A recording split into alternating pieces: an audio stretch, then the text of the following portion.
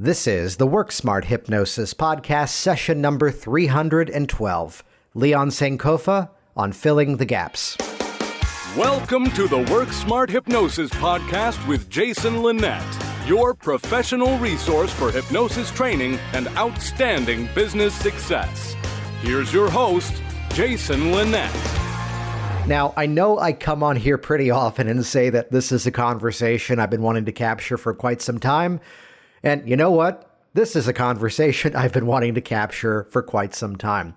I first met Leon Sankofa a number of years ago just by interacting at different conferences and keeping up in terms of email and getting to know him, first of all, as someone who was first and foremost actually, in part of the origin story you're about to hear, a social worker, but then hearing the ways that here was a passion about hypnosis.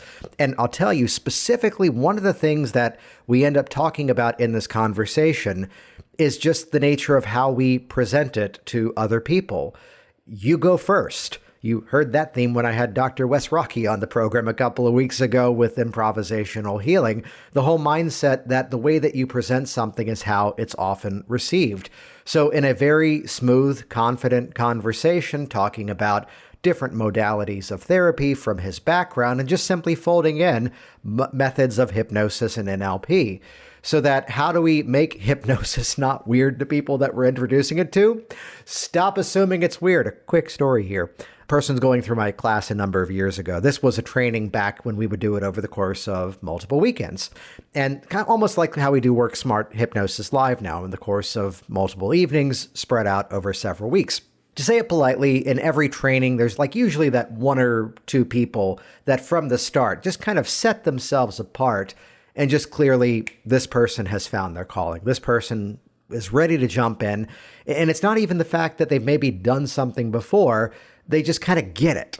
And you've maybe been that person yourself, otherwise you wouldn't be listening to me right now.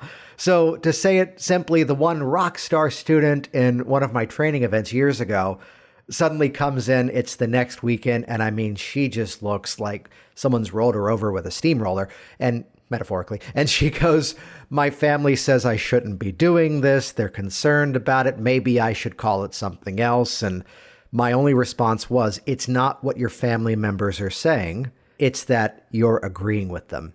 Become the biggest advocate. You're sitting in a space called Virginia Hypnosis, which I called it that because I worked from the assumption that people in Virginia wanted to do hypnosis.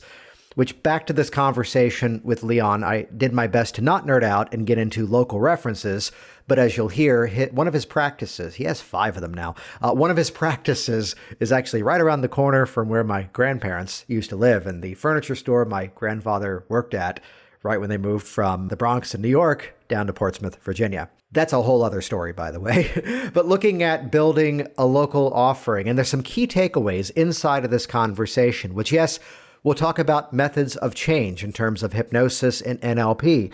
What I really want you to hear from Leon is this mindset of not going into an interaction with the idea of your hands up, that you're looking to receive something, but instead, almost as if with the hands down, that we're always giving. So this mindset that as a trainer himself, as a practitioner, and this reframe as a businessman who has a skill set, by putting that focus, that emphasis elsewhere inside of what we do, that's what then allows us to do the work that we are the most passionate at. And yes, along the way, build a thriving business that supports itself and enriches the lives of many others, the people who work for us, the people who hire us for our services. So this whole enterprise mindset you're going to hear in this conversation, this is phenomenal. You're going to be inspired.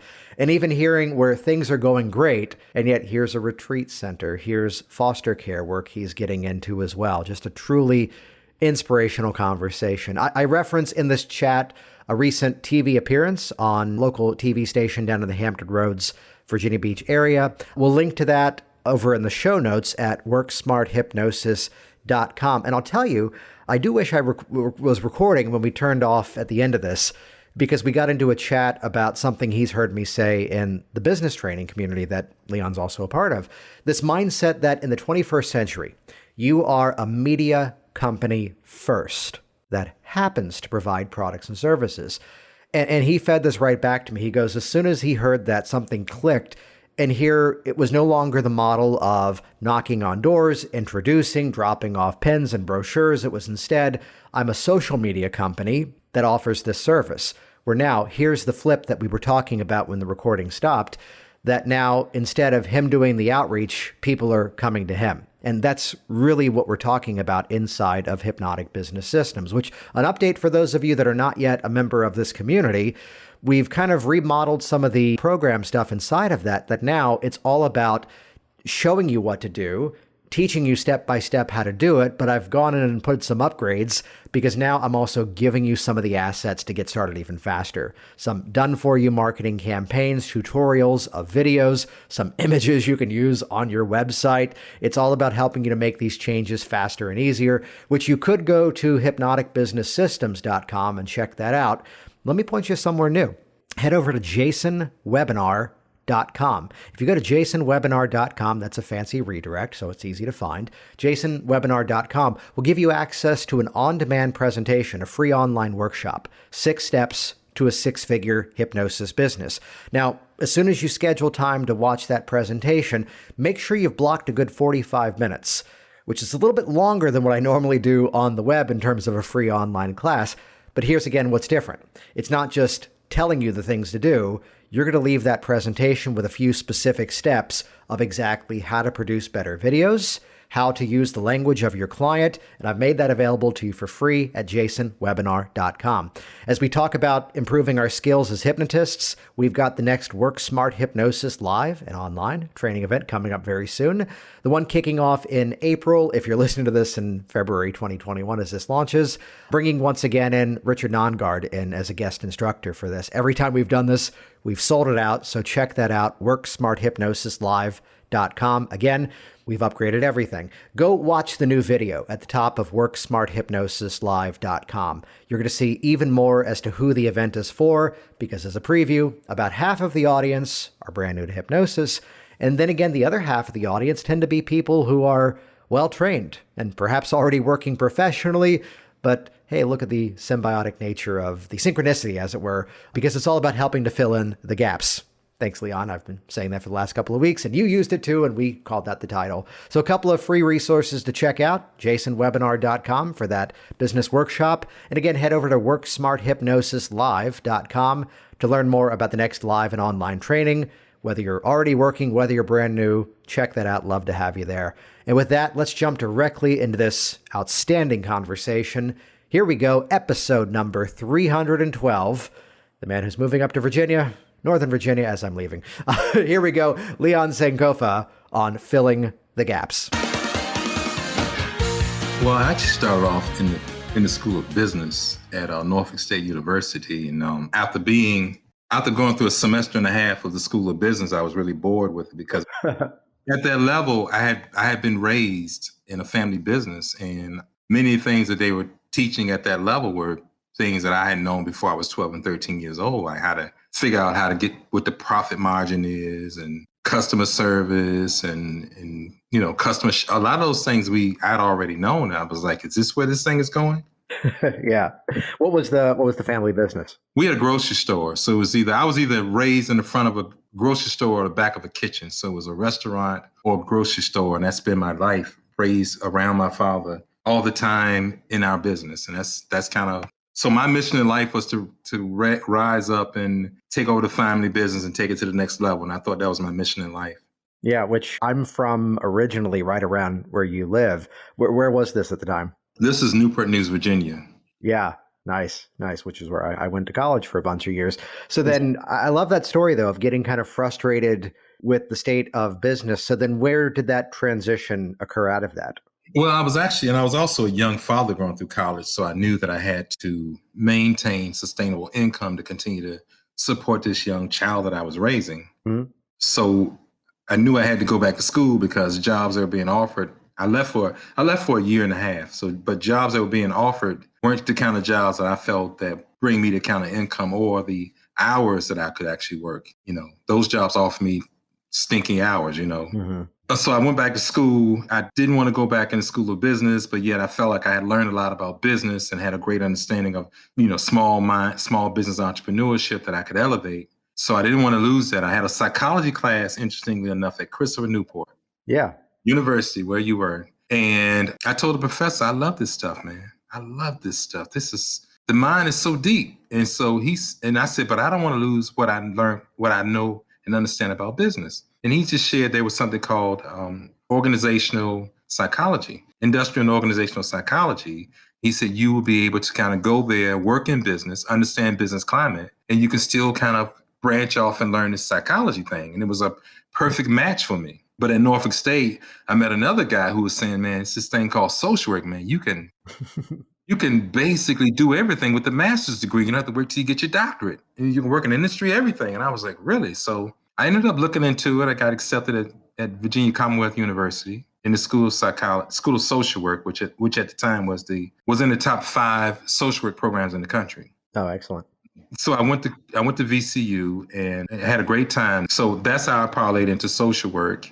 Somewhere after that, I started working, in the field as a counselor, beginning counselor and a therapist. Eventually, opportunities came around where I could not just, because I had this business mind, everywhere I went, I was trained that you go there, you understand it, and you learn how to build it for yourself. And that's exactly what I did. After I realized the mechanics of what's happening here, I figured out how to develop, organize, and create my own business. And I started a private practice.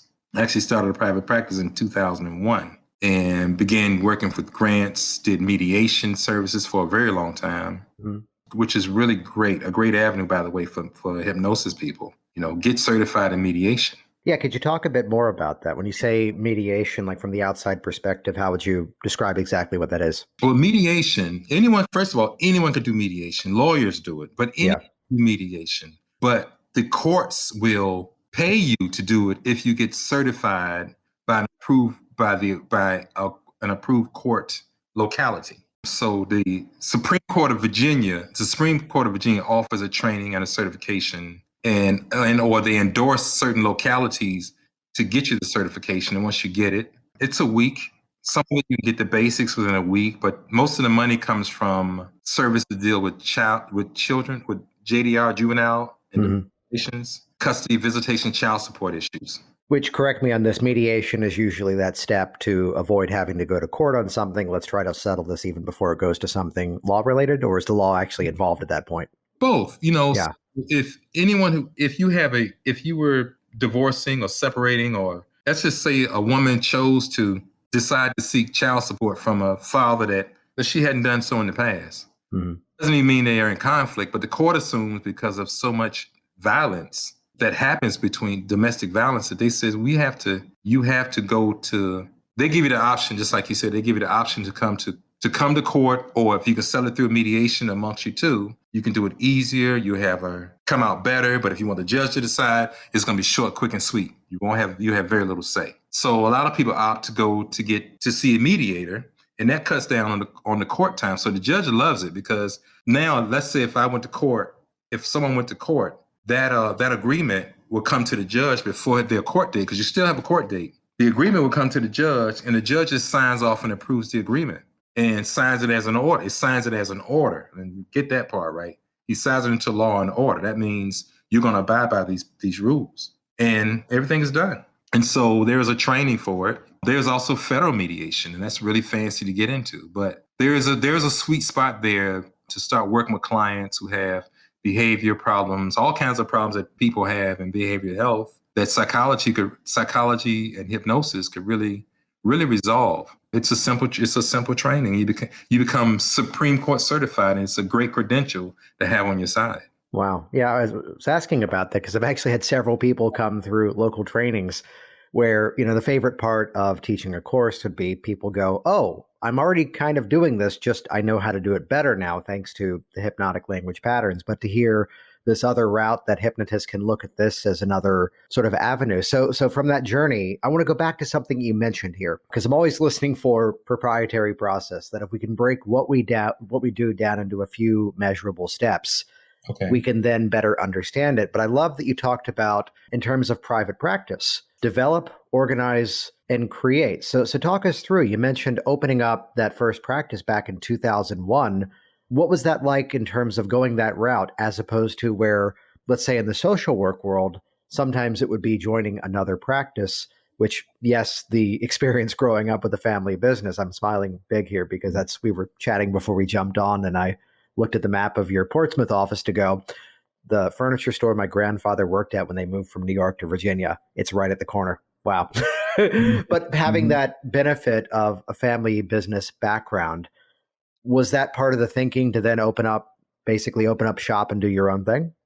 Yeah, I think because my father always involved us in the process, from understanding how to incorporate a business to hiring staff, buying what are the best how to buy product and services. So believe it or not, some people have no idea how to open a business, how to get a business license. So, but for me, it was kind of, well, you know, the process. It was Yeah. a simple situation, So it was really about trying to determine what are the mechanisms needing to open a private practice. Mhm. And it all boiled down to, in order to do certain services, you had to have certain people on staff. And so it was really about navigating that and then hiring or negotiating with someone who had those skill sets certain things I didn't have at the time, to open the practice and then to be able to receive the kind of clients that I wanted to receive. So it was really about finding out what you need and then hiring the people. Right. That's so helpful. There's a popular phrase that comes out of some of the info marketing community that's stop asking the question of how do I do this? And instead, when you change it to who do I need to hire to be able to do this? Yeah. It becomes so much easier. I mean, there's some automated functions of my business that I can smile and say, I have no idea how that works, but Matt does that. Though what I want to chat with you about then is that idea of growing up and opening a practice, which you now have, correct me on this, 3 locations. Right?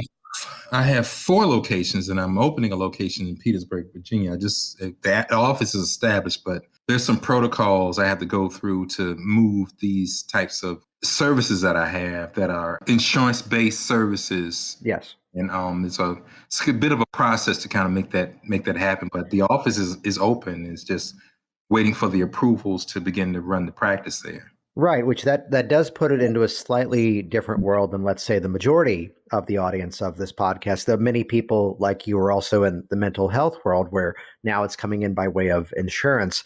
Though I chat and share that you're inside of the business community that I run, and there's a group that sometimes pops up and goes, I'm hiring staff, but I'm not filling their hours. Chat with us a bit about that idea now of bringing someone else on and putting effort into booking other people's work. So, and I actually developed a training on this, and I talked nice. to Guzzy about it a little bit. Sometimes you have to give to get. Yes. I mean, so to give me may be, if I need a licensed person on staff, hire the licensed person and let them build their hours. Let them build the hours under your organization. Show them value. So the value is you have a location here. There's a phone. All you do is come in and I'm making life so easy for you because my value is having someone who's a licensed professional who could actually see the clients. And then there are so many other services that require a licensed person to be on staff. So there's a great value of just having him there, and it's not costing you anything but space. Mm-hmm. So, and then it adds credibility to your organization. So now you're no longer just, in this case, just a guy practicing hypnosis.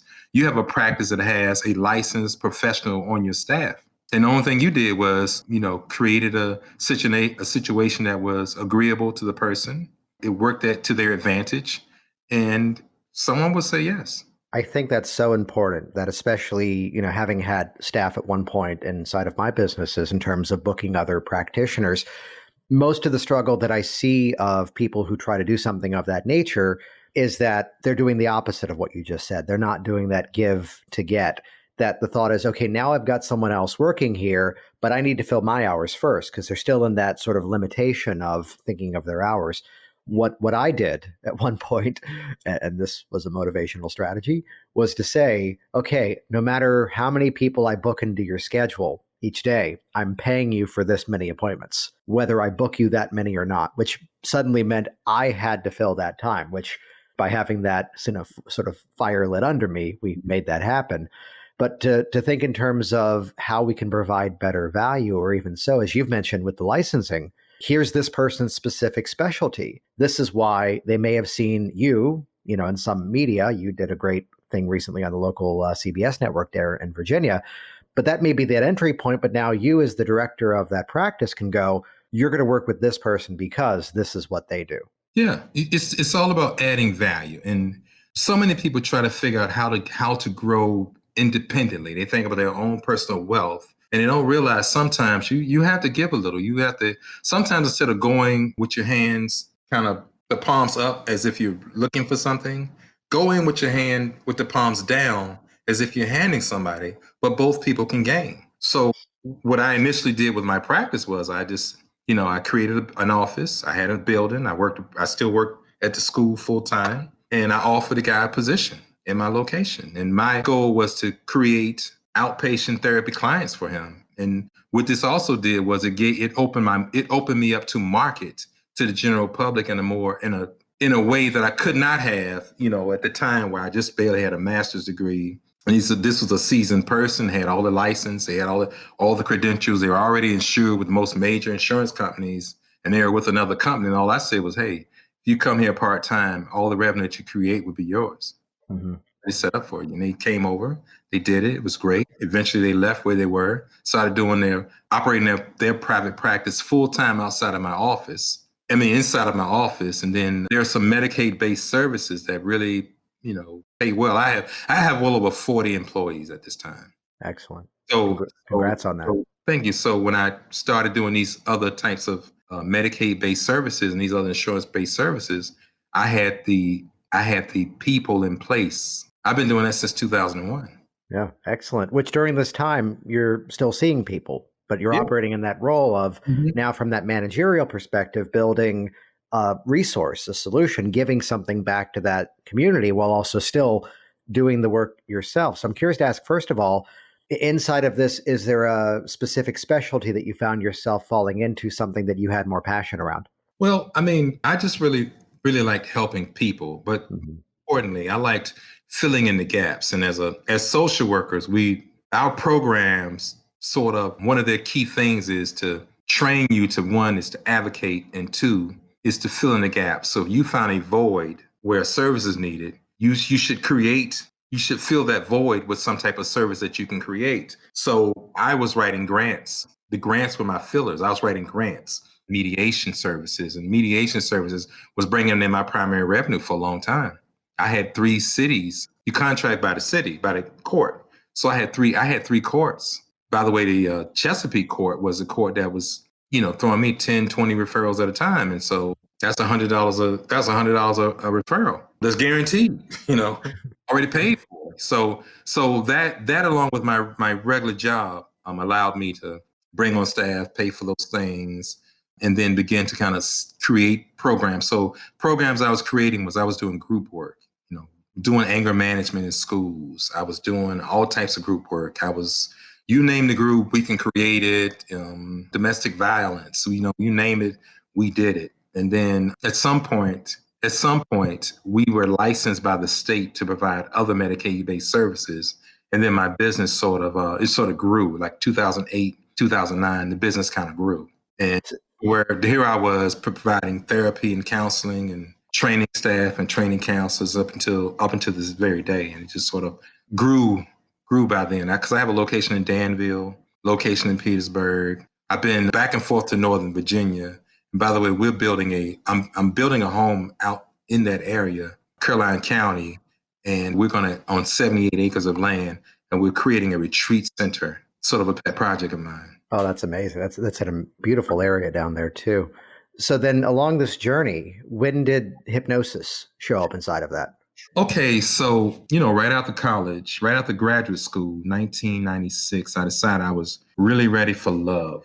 Really. I think that I never knew love from a sense where I was really wanted to be emotionally all in, all there, just really ready to grow my life in a different way. And so I took a risk. I met a beautiful young lady and fell in love, and we had a great time. And then It all fell apart. And so I was working on my doctorate degree at the time.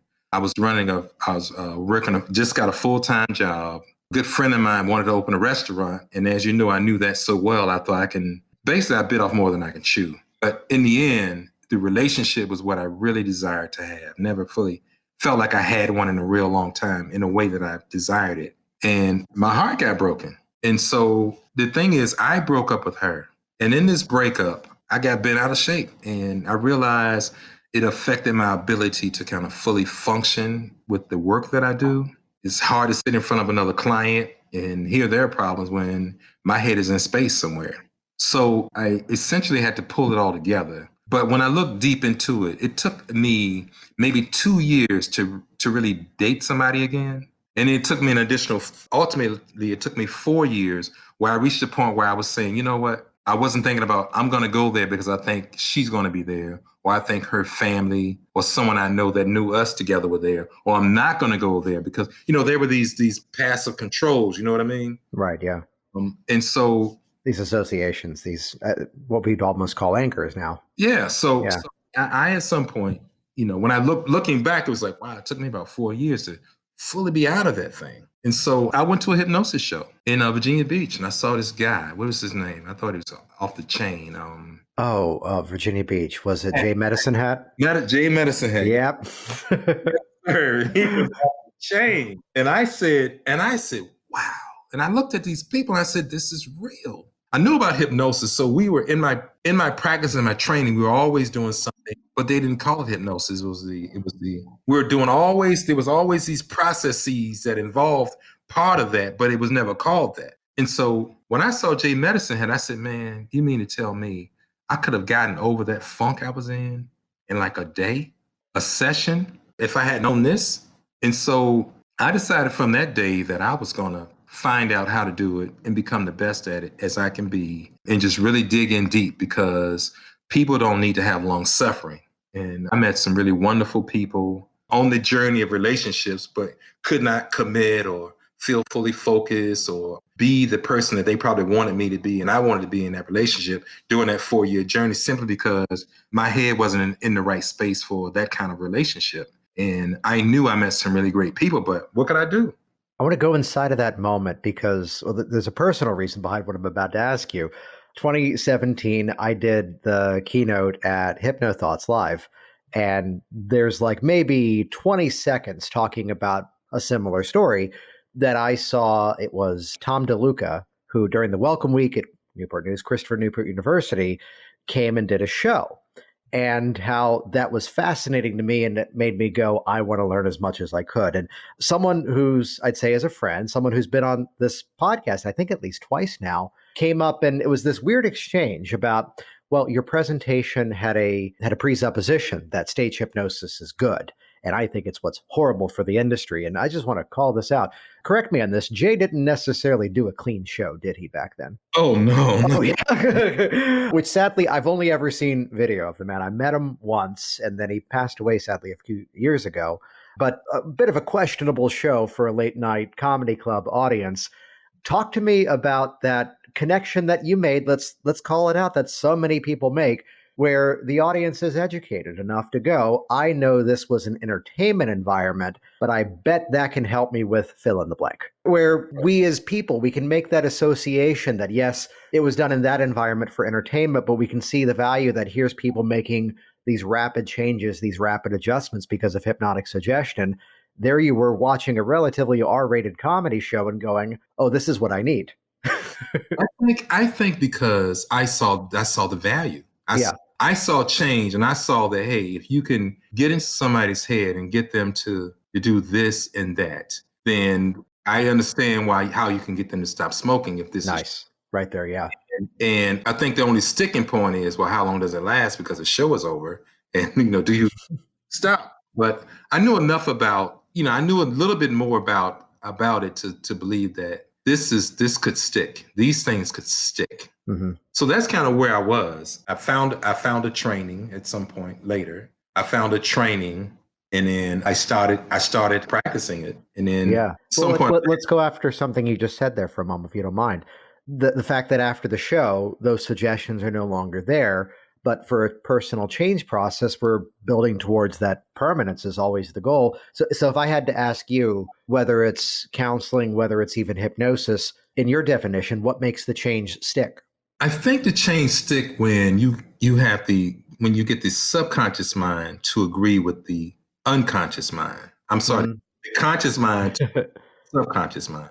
Which is great because it uses our terminology, but let's get more specific than that. What has to occur for that to stick then, in your thoughts? I'm not sure. I think for me, it's what I call what Oprah Winfrey calls the aha moment. Yeah. In therapy, it's almost like, well, the people believe that time will heal all wounds, and what's really happening is at some point, subconscious mind accepts the pattern that you continue to throw at it, and then it becomes a pattern, and you move out of that frame of thinking or way of thought or way that you believe things earlier. Mm-hmm.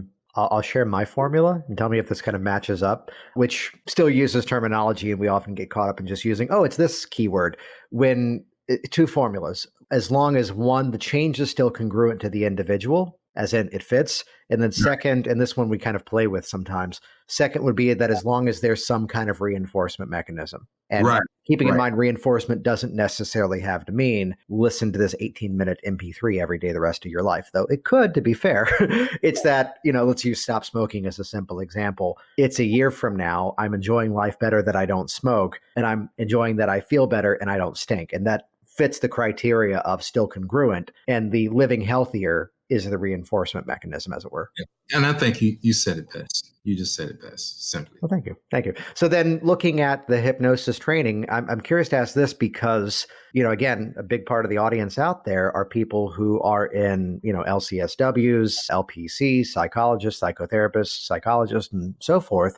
And looking at how we can start to integrate hypnosis in, how does that nowadays fit into the model of how you're working with people? I think for me, it fits well, but I have a little more leverage than some people because I run the practice. So my income doesn't depend on how many people I see. Yes. My income depends on how many people the staff sees. So I can pick and choose, and I don't have to spend a lot of time trying to find clients in that sense. For me, I have to find clients for the agency. Right. But in terms of the model, I noticed that some therapists are so afraid of the taboo part of what's been said about it historically. I think that others are afraid that they'll lose clients because if I saw the issues in these 18 weeks or 18 to 20 weeks, that's revenue I could be getting that I may not get. So why I don't want to go down that path. And then there's this assumption that insurance will not pay for it when there are quite a few that does. Optima does, Aetna does. There are a few insurances that do pay for it.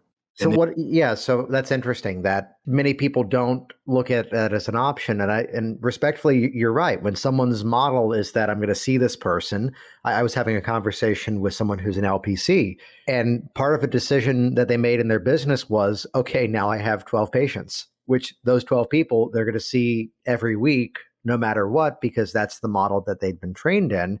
And as soon as they did a standard twist on an NLP fast phobia course, suddenly it was like, oh, I'm good now. I'll check in later if I need it. She's like, I feel so rewarded, but I'm also now terrified of what I've now created.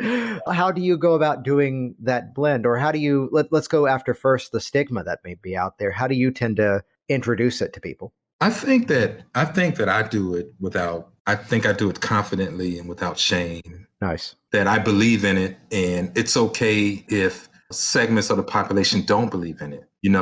If you believe in something, you should support it the best way you can. Well, I'd call out something that the reminder that I've been wanting to have you on this podcast for a couple of years now.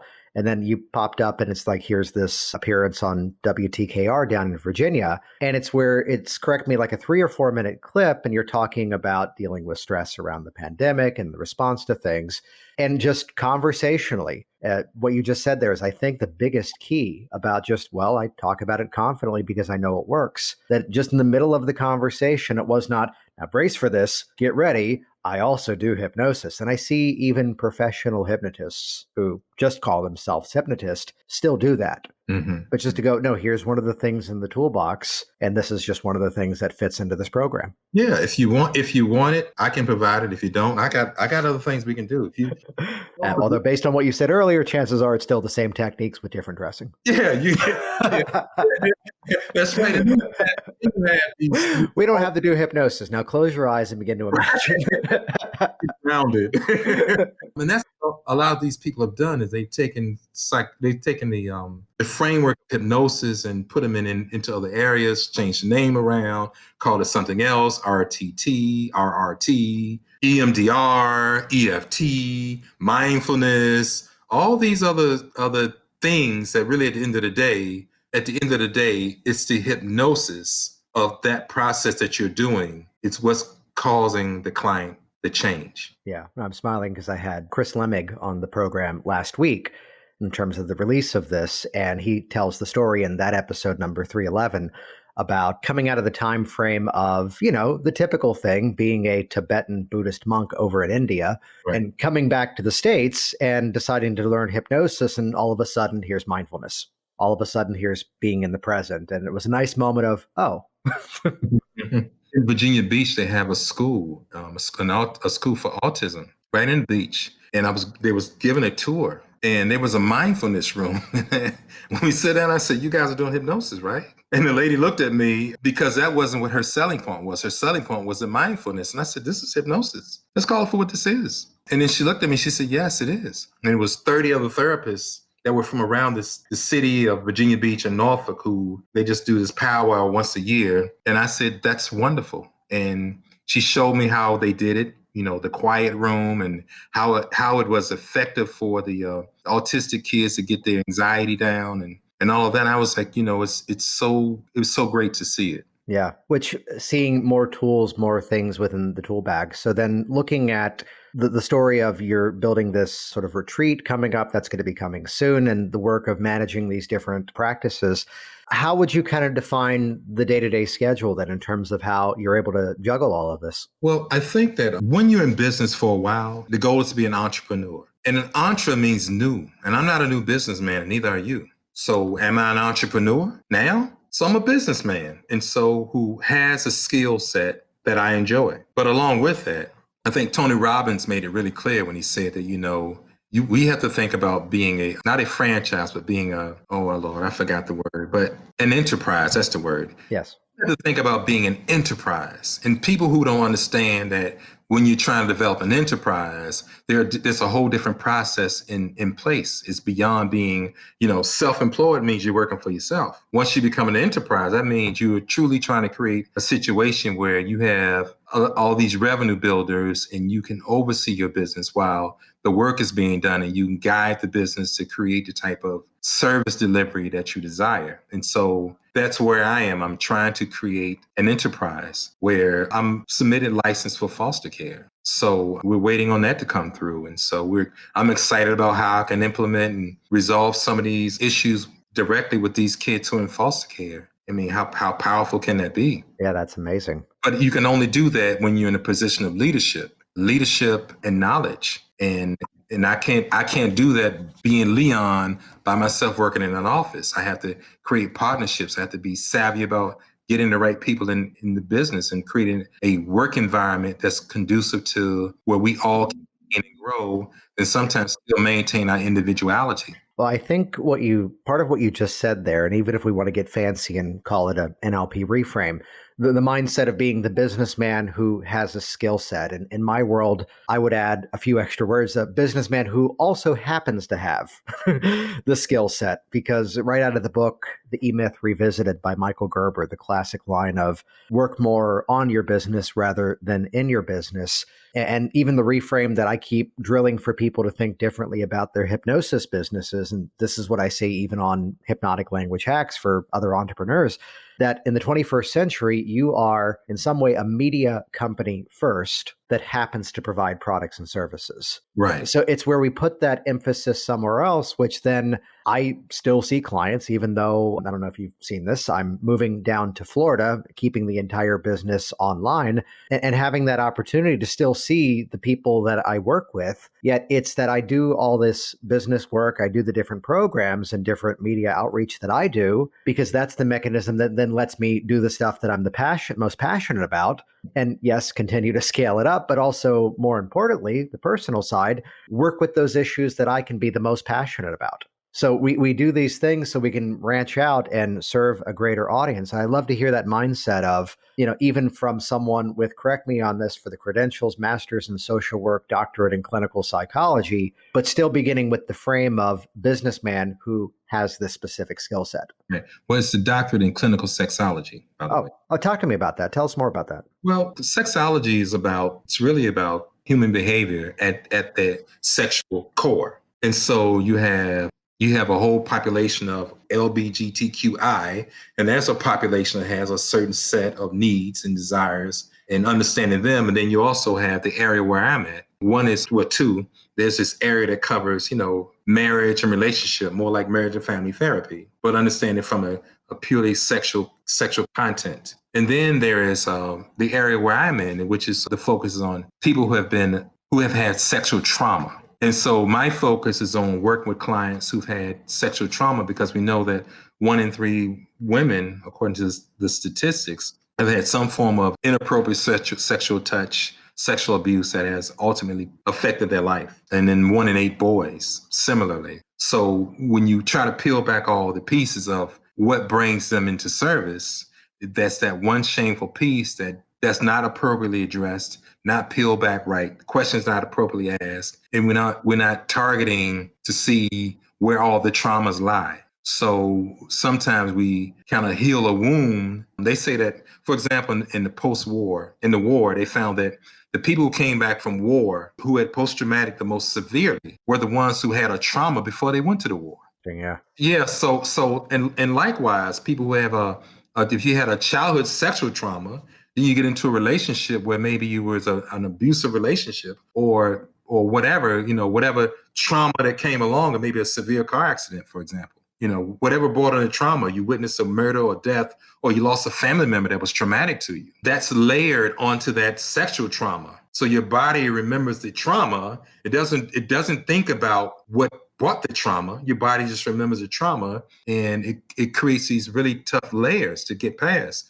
So my desire to learn about how to work with clients who had sexual trauma led me to that narrow focus of looking at the doctorate in clinical sexology. Fascinating. Yeah.